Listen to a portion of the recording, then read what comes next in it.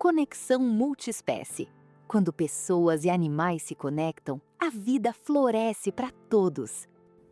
Olá, pessoal! Sejam muito bem-vindos ao Conexão Multiespécie. Eu sou a Fernanda Carolina, médica veterinária integrativa, acupunturista humana, terapeuta holística, psicanálise e também clínica. Este é um espaço dedicado à divulgação científica da medicina integrativa e ao estudo das práticas integrativas em saúde, sempre estabelecendo uma ponte entre a medicina humana e a medicina veterinária. Nosso objetivo aqui é apresentar os fundamentos históricos, científicos e clínicos das terapias holísticas integrativas, desmistificando conceitos, demonstrando como podem ser utilizadas de uma forma ética, segura, baseados sempre nesse conhecimento. No episódio de hoje abordaremos uma das minhas paixões, a moxa-terapia, também conhecida como moxa-bustão, uma das técnicas terapêuticas mais antigas da medicina tradicional chinesa. Falaremos hoje sobre a sua origem, sua evolução histórica, mecanismos de ação, indicações clínicas, contraindicações e evidências científicas nas aplicações tanto dos humanos como também nos animais. Se você aprecia conteúdo que une ciência, tradição e saúde integrativa, inscreva-se no nosso canal, curta, compartilhe tanto esse episódio como os outros também e acompanhe sempre aqui com a gente o Conexão Multiespécie.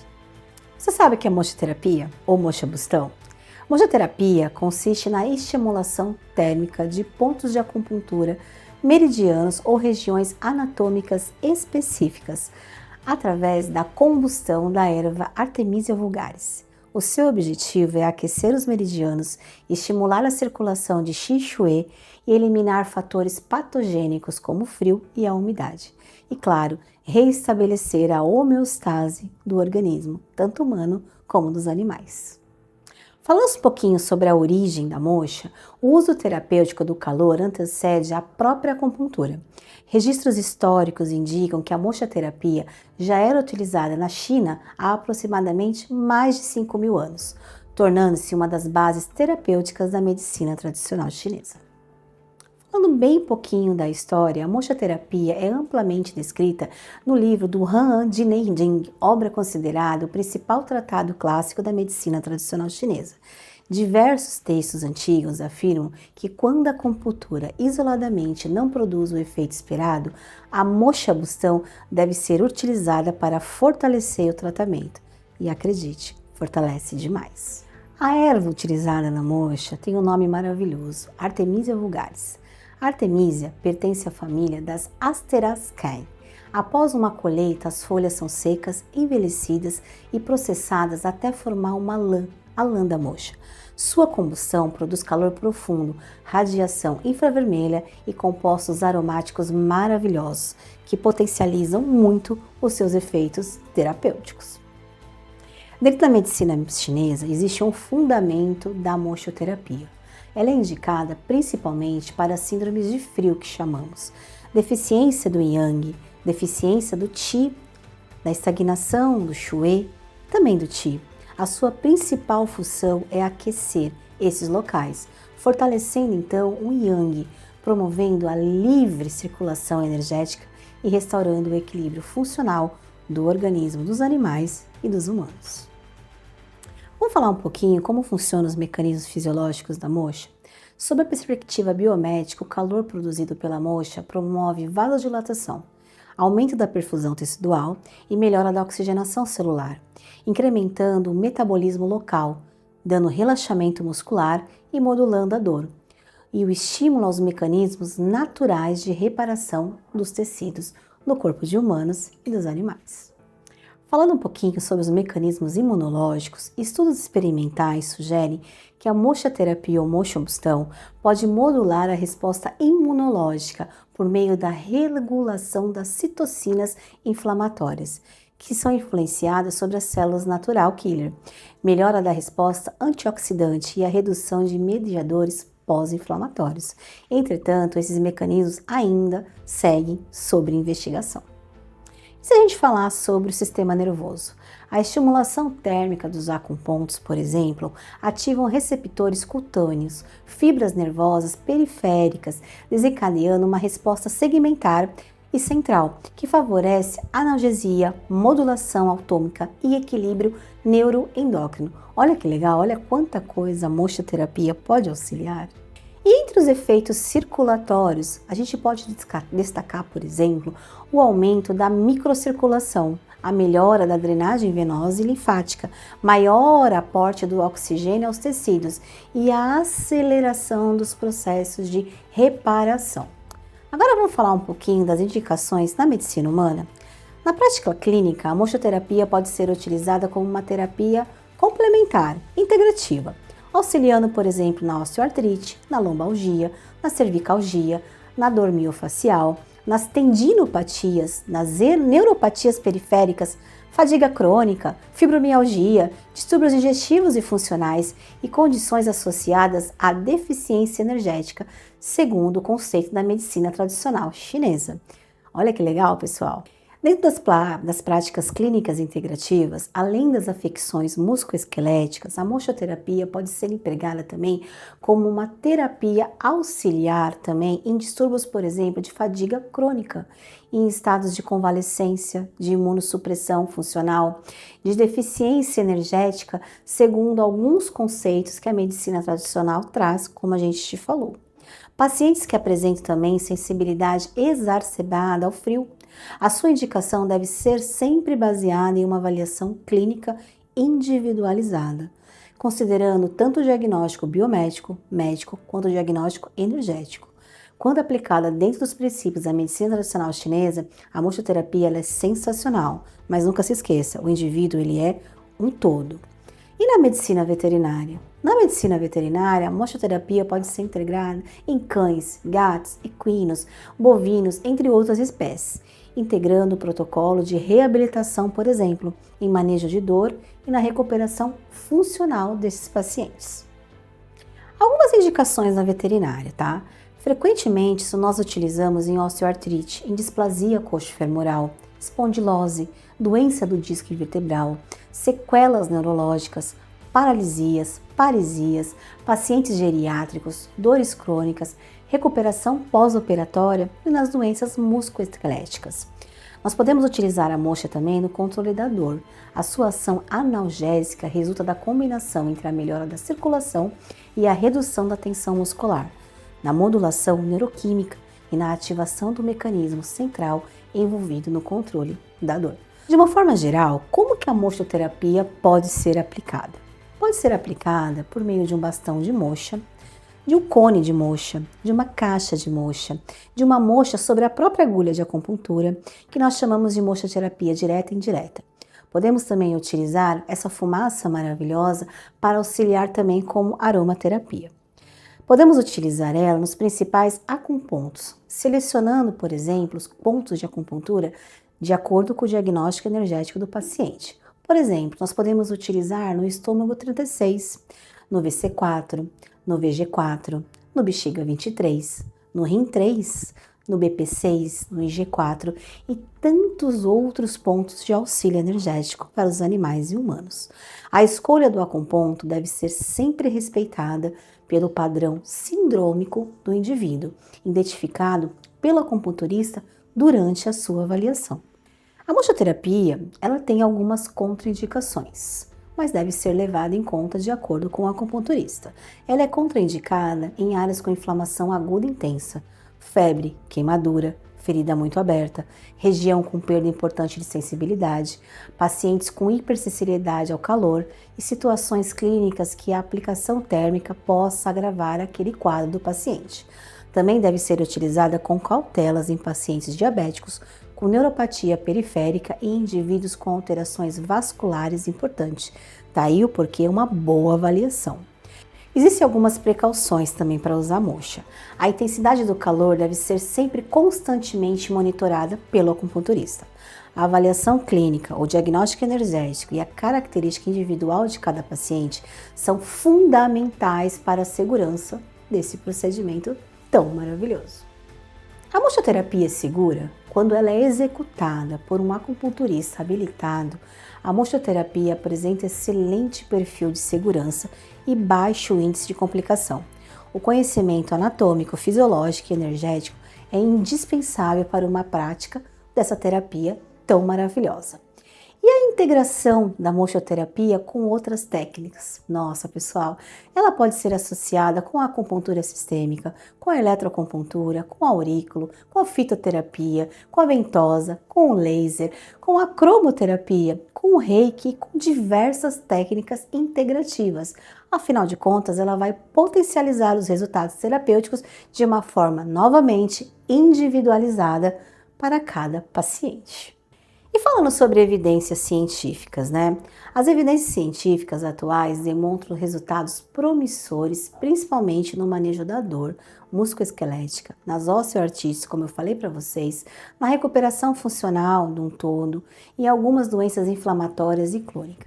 Embora os estudos apresentem resultados positivos, nós estamos sempre estudando cada vez mais para saber mais da atuação da mochoterapia. Para fortalecer as recomendações de determinadas condições clínicas sempre, independente se é animal ou se é um ser humano. O mais importante de tudo é a gente entender a individualização do tratamento. Novamente, na medicina tradicional chinesa, nós tratamos o paciente e não apenas a doença. Assim, o indivíduo, como o mesmo diagnóstico médico, pode apresentar padrões energéticos muito distintos e, consequentemente, receber protocolos terapêuticos muito diferentes.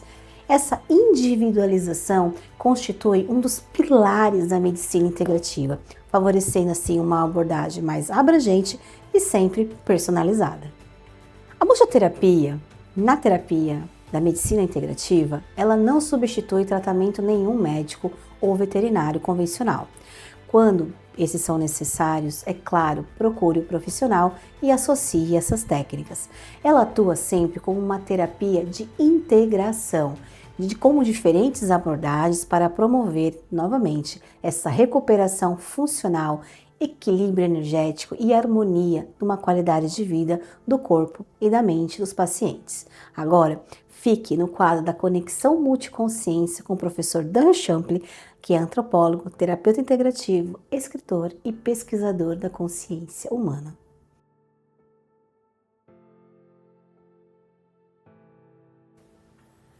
Em algum momento você já se perguntou por que se sente ansioso em certas situações? Ou porque algumas memórias trazem dor ao seu coração e fazem acelerar instantaneamente? Hoje a gente vai explorar algo fascinante. Seu cérebro não só reage ao mundo, ele está prevendo o que vai acontecer o tempo todo. Seu cérebro é basicamente uma máquina de previsões, acredite. Ele não fica só esperando que as coisas aconteçam para depois reagir. Ele, de fato, está continuamente tentando adivinhar o que pode acontecer depois com base nas suas experiências passadas. Pensa nisso. Quando você entra em um quarto escuro, seu cérebro imediatamente faz previsões sobre o que pode estar lá. Se você já teve uma experiência assustadora no escuro, seu cérebro pode prever perigo, desencadeando a ansiedade bem antes que qualquer coisa realmente aconteça. E as reações acabam se tornando fisiológicas. Uma mais recente pesquisa mostra algo surpreendente. As emoções não são só reações automáticas que acontecem com você. Na verdade, segundo a teoria da emoção construída, desenvolvida pela neurocientista Lisa Barrett, isso é criado pelo seu cérebro a todo momento. Quando alguma coisa acontece na sua vida, olha lá o círculo que entra em ação. Primeiro, seu corpo reage com sensações como o coração acelerado ou músculos tensos. Depois, seu cérebro tenta dar sentido a essas sensações todas que você está tendo. Ele usa as suas experiências passadas e o que está acontecendo ao seu redor para rotular esses sentimentos. Assim, a ansiedade não é uma coisa que você sempre sente da mesma maneira. Na verdade, seu cérebro a constrói de forma diferente cada vez com base na situação atual e aí, lógico, na história da sua vida, algo que eu chamo de legado. Vamos falar sobre alguns padrões emocionais comuns com os quais muitos de nós lutamos o tempo todo. Primeiro, o ciclo da ansiedade. Seu cérebro prevê perigo, seu corpo fica tenso e essas sensações físicas confirmam ao seu cérebro que deve haver perigo, o que cria um ciclo difícil de quebrar. Segundo, gatilhos emocionais. Certos sons, cheiros ou situações criam instantaneamente fortes emoções porque seu cérebro aprendeu a prever que isso daí significa alguma coisa muito importante. E os rótulos de humor? Quando você se sente triste por um tempo, seu cérebro desenvolve ainda mais a habilidade de prever tristeza, o que dificulta notar coisas positivas ao seu redor. Quarto, padrões de relacionamentos. Seu cérebro faz previsões sobre como as interações vão acontecer com base em relacionamentos anteriores, às vezes criando exatamente os problemas que você teme. A palavra-chave é criando os problemas que podem nem existir. Então, a boa notícia é que entender como seu cérebro constrói emoções te dá poder para remodelar essas emoções. Que tal alguns exemplos de como alcançar mudanças? Vamos começar então. Dê nome para domar. Simplesmente rotule o que você está sentindo com palavras específicas que podem ajudar seu cérebro a fazer melhores previsões. Em vez de apenas ruim, tente decepcionado, frustrado ou solitário, por exemplo.